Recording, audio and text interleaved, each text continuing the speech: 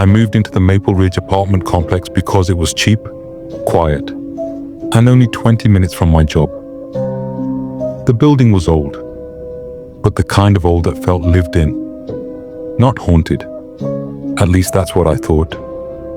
My first week there, I kept hearing footsteps pacing above me around 3 a.m., slow and heavy like someone dragging their feet. When I mentioned it to the landlord, he gave me a strange look and said, "You don't have a unit above you. The third floor has been closed for years." I thought he was joking, until I checked the stairwell myself. The door to the third floor was padlocked with a rusted chain. That night, the footsteps grew louder, almost angry, pounding hard enough that dust drifted from my ceiling. I convinced myself it was old pipes or animals, until the footsteps stopped abruptly. Right above my bedroom, I stared at the ceiling, heart thudding, when a soft tapping started.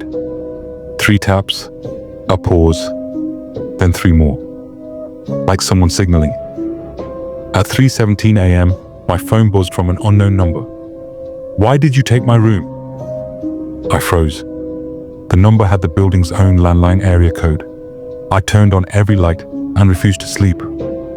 The next morning, I confronted the landlord again. He sighed and told me the story of a woman who lived in 3B years ago. She disappeared without a trace, but neighbors claimed she still walked the halls at night. "Ignore it," he said. "She eventually quiets down." But that night, instead of footsteps, I heard breathing. Slow, raspy, coming through the vent. My bedroom grew ice cold. When I looked at the vent, 2 pale fingers curled through the slats from the other side. I ran to the living room, but the TV flicked on by itself, showing static in the static. A faint silhouette formed. A woman standing in an empty hallway. She lifted her arm and pointed directly toward my camera. Toward me. The screen went black. Then a whisper filled the room. Right behind me. "You're in my home." I was driving back from a late shift, exhausted and annoyed at myself for taking the old forest route. The one with no lights, no houses, no cell service. Around 1:30 a.m., I reached the narrow wooden bridge that crossed Raven Creek. Fog rolled in thick as smoke, and that's when I saw him. A small boy standing in the middle of the bridge, facing away from me, completely still. I slammed the brakes, heart racing. He wore a dirty white shirt and no shoes. I rolled down the window and called out, but he didn't move. Something felt wrong. Kids don't stand alone in the cold woods at 1 a.m. I stepped out cautiously, keeping my distance. "Are you okay?" I asked. The boy finally turned, slowly, unnaturally, and his eyes were completely black. No whites, no pupils, just endless darkness. He lifted his hand and pointed behind me. I spun around, but no one was there. When I turned back, he was suddenly closer, inches from me, though I never heard a single footstep.